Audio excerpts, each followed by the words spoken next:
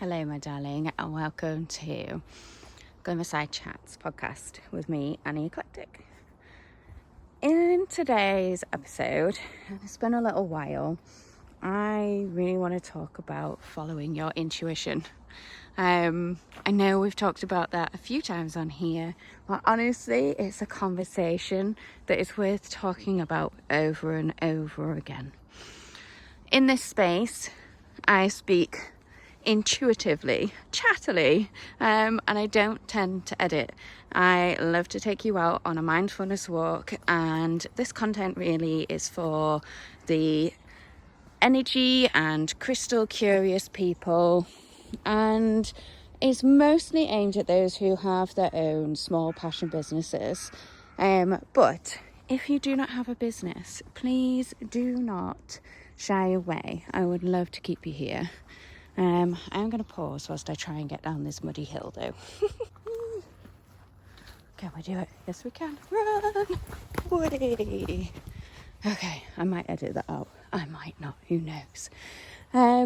So I've taken a little detour on my way home from dropping off the kiddie at school, and I wanted to talk a little bit about something that happened yesterday. So I woke up yesterday and I could just feel it was one of those days. You know, when the energy's there and you can just feel that something's happening, something's brewing. And the key thing to do when you have a day like that is to listen to your intuition.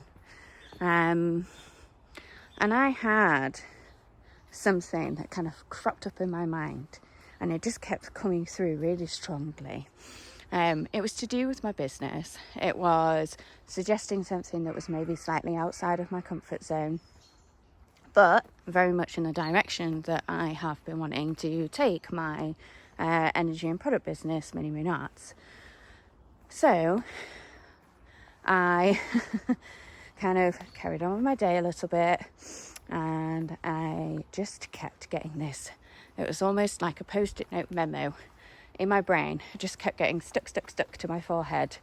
And it got to a point where I just had to ask myself, what would happen if I did it? What's the worst thing that can happen?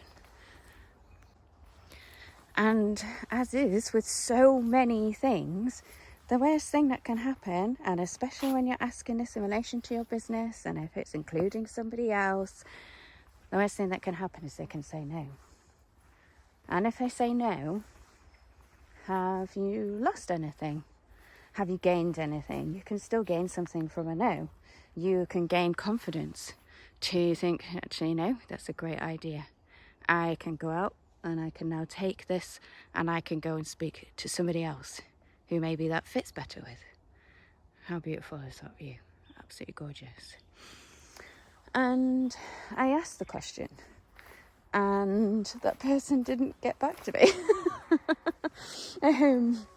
until the very next day, because they were busy. And of course the anxiety came in, where I was just like, oh my god, I've stepped out of my bounds, blah blah.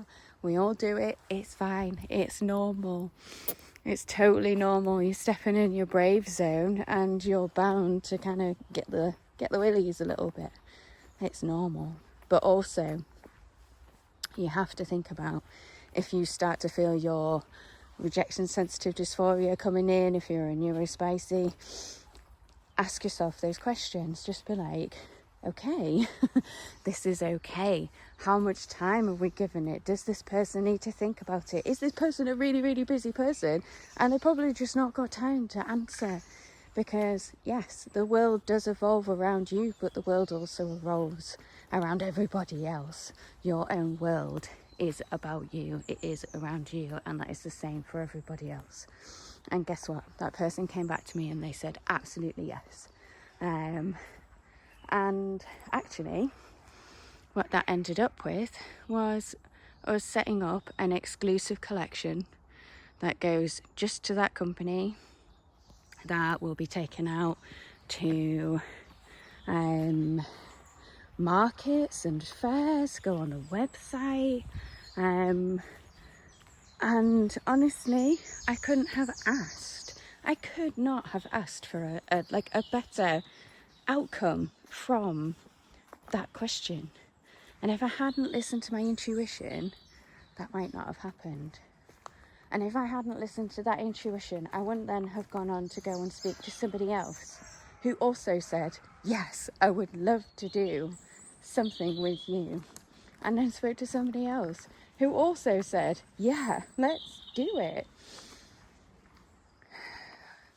What a day that started with a post-it note from my intuitive whatever, chitter chatter, wherever you believe those messages come from. If I'd ignored it, my day could have gone very, very differently. It might have gone the same, might just have been lacking that one thing. But the confidence that came from that one thing was just amazing. So really, I think we just need to learn to know when it's our intuition. If it's something that keeps coming back to you over and over and over again and actually gets a little bit annoying, just ask yourself the question, why am I not doing this? What's the worst that could happen? What's the best that could happen? And maybe you'll get your answer. Oh, there's a robin. And on that note, I'm going to say goodbye. Remember to find your glimmers, love them, hold them, and save them for later.